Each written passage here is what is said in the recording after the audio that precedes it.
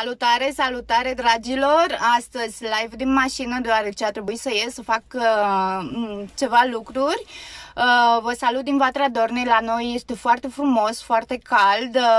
Nu știu la voi, de unde mă salutați, de unde sunteți, cum este vremea pe la voi. Pare că aici a venit primăvara. Sper să continue tot așa, cu vreme frumoasă și mult soare.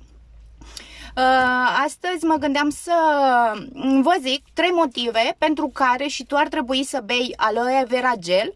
Preferatul meu este berry nectar cu 90,7 concentrație aloe.